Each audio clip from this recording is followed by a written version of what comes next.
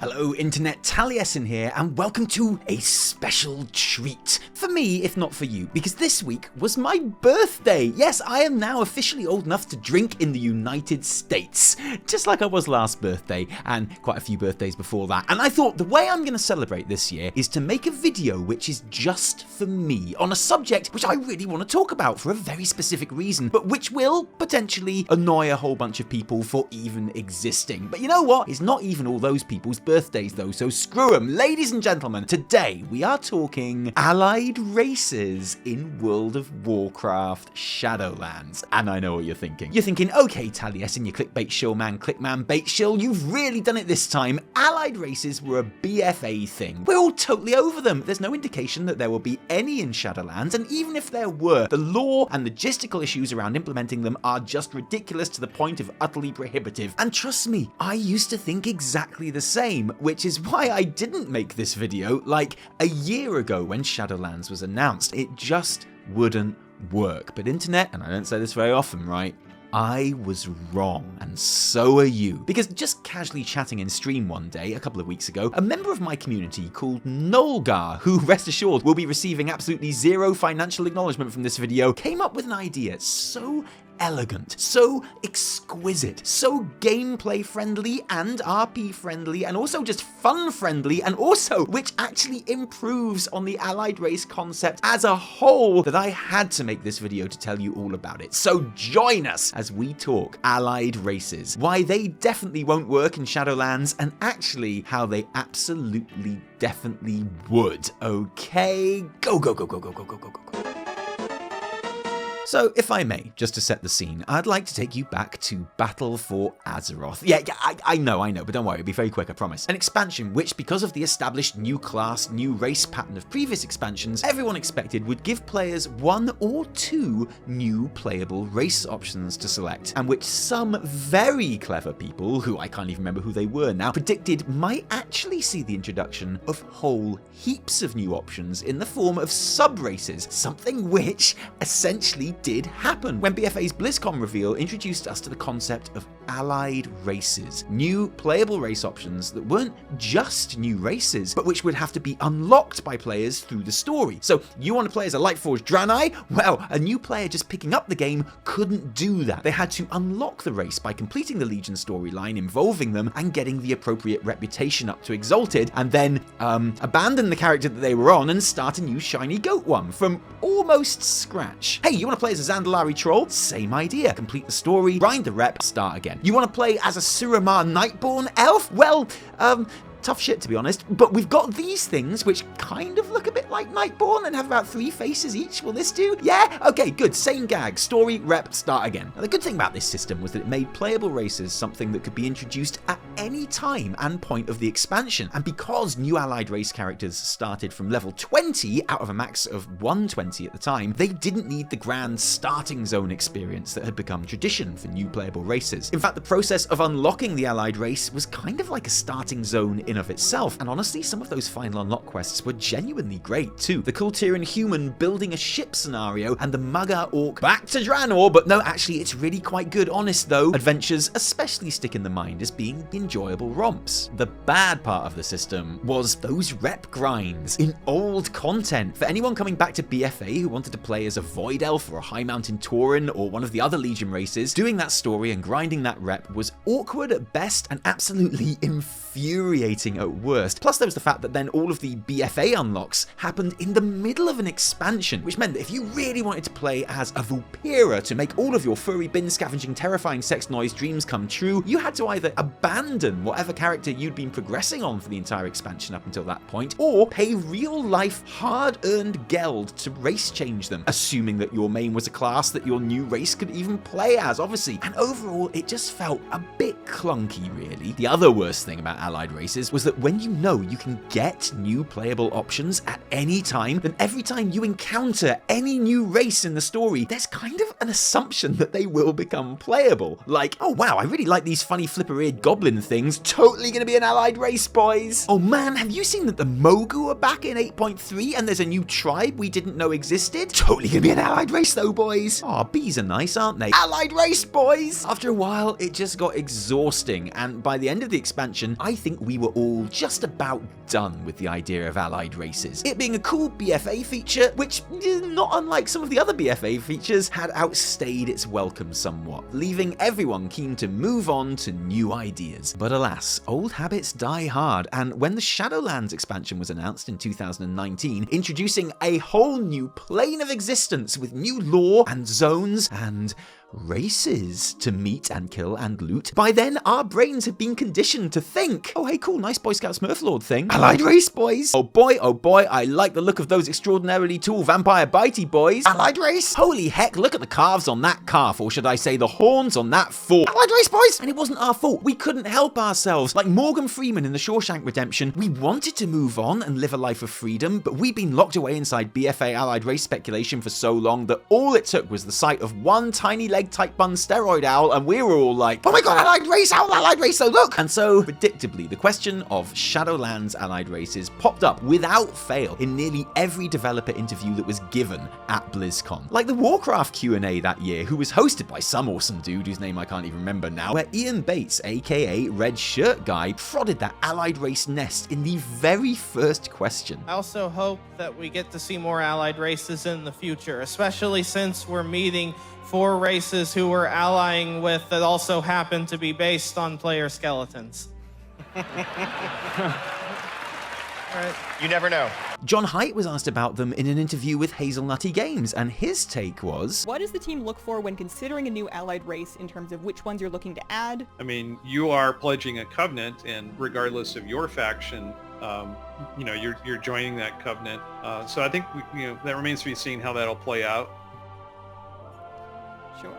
And probably the most interesting and important response of all from Ian Hazzikostas' interview with Zoltan that year, which also broached the subject. It's something we remain open to doing. It was not just a Battle for Azeroth feature, but there are no planned allied races. One of the challenges with the setting of Shadowlands is the idea that these aren't traditional races. These are magical, ethereal beings from another plane of existence. But maybe there is a world where it makes sense for some of them to join the Alliance or the Horde. We'll see, but definitely not at the start of Shadowlands. This response is useful because it implies that actually allied races totally are something that Blizz would consider doing again in the future, and that actually our stupid one-track idiot brains might have been right to look at the Shadowlands reveal and be all like, oh hey, nice butterfly, allied race, after all. But it also highlights some of the big problems with bringing the new Shadowlands races specifically into the playable pool, because make no mistake, there are big problems with that. As Ian points out, Shadowlands is kind of unique in terms of WoW expansions, as it's set in an entirely new plane of existence, which plays by its own rules and is separate from our reality on Azeroth in some seemingly insurmountable ways. Obvious problem number 1, these guys don't belong on Azeroth. With the exception of Vulpera, every allied race so far has fitted that sub-race category that incredibly clever and handsome and nice-smelling people speculated about before the system was announced. Yeah, High Mountain Tauren are different looking from other Tauren, but at the end of the day, they're still just big cows who like totem poles, right? Like, they can go adventuring around Azeroth, leveling in old content or whatever, and people might look at them twice, but it'll be to say, man, that Tauren has big moose horns, that's weird. Anyway, go and fetch me 10 bare teeth, moose cow, rather than, my god, what is that completely alien being that literally doesn't exist in this world or any of its history? Everything I thought I knew about life and the universe and my place in it has been turned upside down by your arrival here, and yet also, could you fetch me 10 bare teeth, thanks. And likewise, our world is nothing like anything the Shadowlands guys have ever seen, and I don't know, I just find it weird and inconceivable that a Night Fae Fawn Calf allied race thing would at any point or for any reason run around Berean Tundra gleefully slaughtering bears for their suspiciously rare teeth, or that the orc they are doing it for wouldn't go insane by even looking at them. It just makes no sense, and you might well think, well shit the bed, Taliesin, I don't care if it makes no sense, I just want to play as a beautiful doe-eyed hoofy crying boy that's weirdly even more beautiful when he cries. But Blizzard do care whether it makes sense or not, and they are right to care. It's their job to care. Obvious problem number 2, can Shadowlands guys even come to our plane of existence? Well, actually this one isn't as much of a problem as it might first seem, because the answer is, quite simply, Yes, they can. We know that the Kyrian can travel to our reality to ferry the souls of the dead to, well, the Moor right now, but usually other places too. Hopefully we'll fix that. But they don't just come here for work either. There are quests in Bastion which suggest that new Ascended take something of a gap year to travel around different realities, taking them all in. One aspirant says they might well pop to Azeroth to see what's what. And there are other examples too. The Necrolords have been shown to venture out into Legion worlds and covert operations. Every single one of the pods in Ardenweald contains the soul of a wild god or lower or dragon aspect, which is being regenerated specifically to be put from Ardenweald back into our reality again on whatever planet they're originally from. And I know we don't like to talk about this, but don't forget that canonically, every single Forsaken or undead character in the game would have had their soul go to the Shadowlands when they first died, only to have it yoinked back into their body or some other body back in our reality again when they became undead. Clearly not all, if any of them, remember this, but it definitely happened. Oh, plus there's literally portals to Orgrimmar and Stormwind and Oribos, so yeah, they could probably use those, I guess. No, the question is not, can the denizens of the Shadowlands come to Azeroth? The question is, why would they? Yeah, obviously we are totally getting in with them right now and becoming their literal soulbound besties, and we've usually needed less than that to recruit allied races in the past, but again, these guys are different. They don't really care about what's going on in our reality, and why should they? They've got their own existence and their own purpose and their own problems where they are, and I know they're probably going to owe us a proper solid when all this is over, but I can't be alone in thinking it would feel very clunky indeed to have a new level 10 allied race Venthyr running around Elwyn Forest killing Defias bandits. It just doesn't fit the same way that other alliance races fit, So what is the answer? Well, not to have Shadowlands allied races, obviously, but I think we can do a little better than that.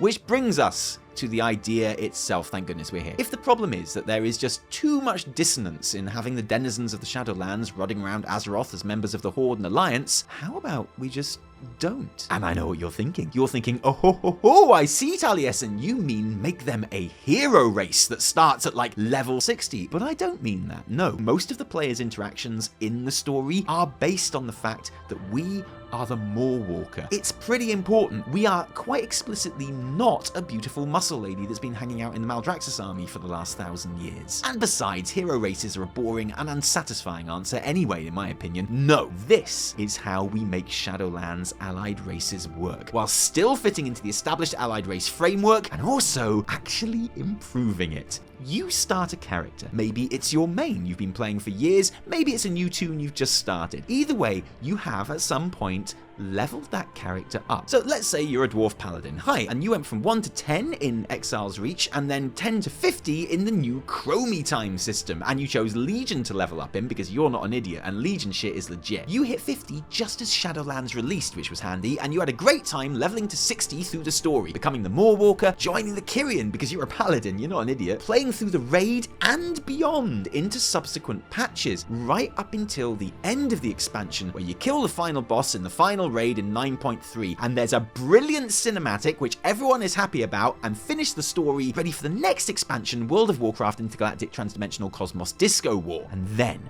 Blizzard announces that they will be allowing playable Shadowlands allied races being introduced in patch 9.3.5.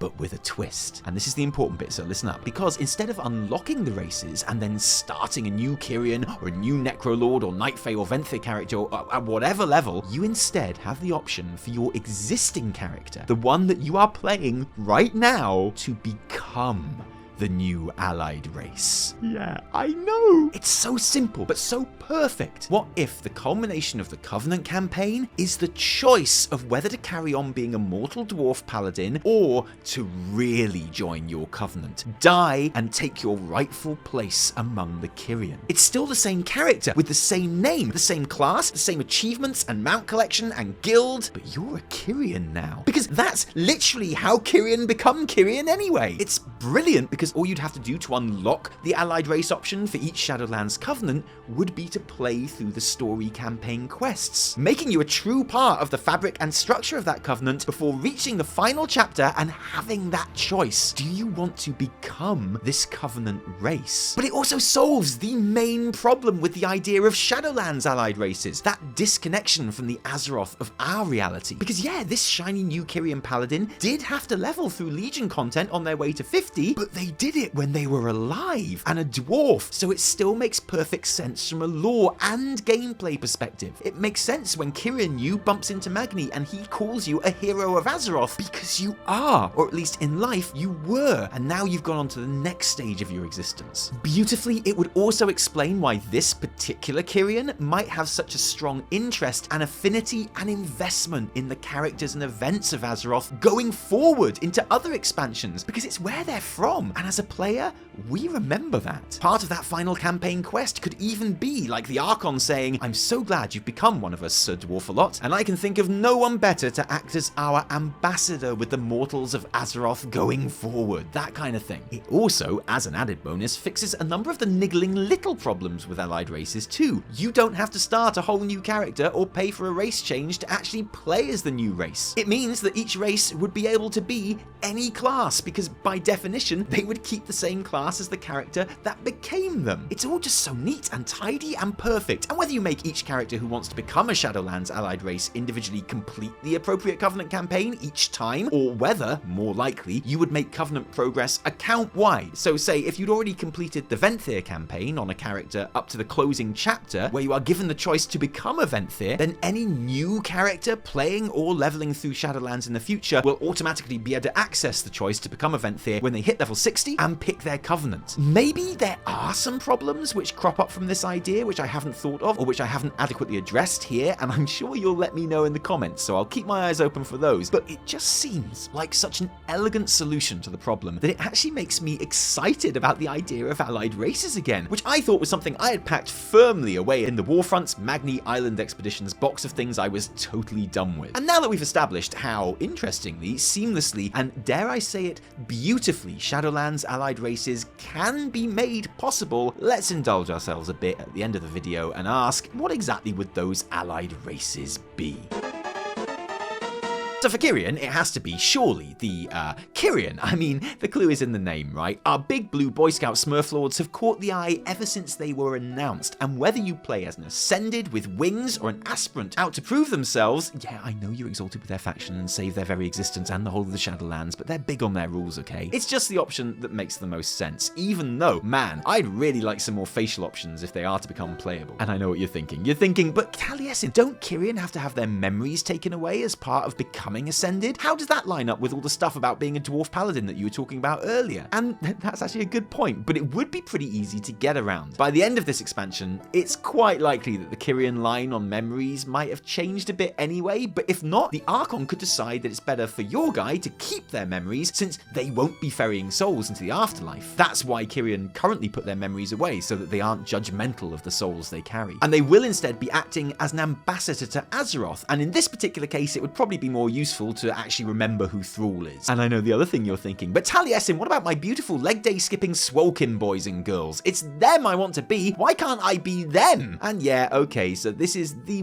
one problem I can think of for this idea. It relies on your character having been and lived as a mortal on Azeroth first. So the Swolkins, the Dredgers, and Fairies are out as options, because the implication so far in game has been that they are native to Shadowlands, as in they were created there and were never mortal souls. Obviously this could also be gotten around. You could easily have a Covenant leader turn around and be like, we don't have many souls wanting to become Dredgers, but if it's what you want, I don't see why not. Go wild. Now go fetch me a drink. So actually it's not really a problem at all. Yeah, fine, be Swolkin, go wild. The Venthyr would absolutely be your beautiful lanky bitey boys, which must also include the stupid Nosferatu running animation. Okay, okay? The running animation is part of the deal, okay? The Night Fae obviously have to be those adorable doe-eyed, doe-faced actual doe fawns, which, by the way, already use the Draenei female models, and so can already equip every armor piece in the game already, just saying. And as for the Necrolords, well, yeah, you could be a skeleton lichy dude, and I'm sure that would make many of you very happy, but it's quite hard for me to root for these bony bros when these glorious gods among death exist. As far as I can tell, these models don't actually have faces, so you would make their helmet a permanent part of their character creation. Like, you select the massive helmet instead of a face, because that's just stupid and brilliant. Of course you want to be one of these guys, and you deserve to be one of these guys, and we demand to be one of these guys. Blizz, make it happen. I've told you how to make it happen, so make it happen. Thanks. And there we have it. Nulgar's amazing idea for implementing Shadowlands Allied races. A plan that I love so much, I just had to make a whole video on it as a birthday present to myself. Happy birthday, me. But what do you think? Does the plan work? Would you want to see the Covenant races become playable, or do you never want to see another Allied race as long as you live, or unlive also? Do you agree with my Allied race options, or would you want different representations from each Covenant? Let us know in the comments below, and thank you for joining us today. If you like this video, don't thank us. Thank our patrons who give their actual real-life money to make every single bit of our work happen. And honestly, guys, thank you, because without you, there'd be a whole lot less Taliesin and Evitel. If you didn't like it, downvote the shit out of it. Remember, my name is Nulgar. No, my name is Taliesin from me and Evitel, and Nyrin too. Until next time, cheerio.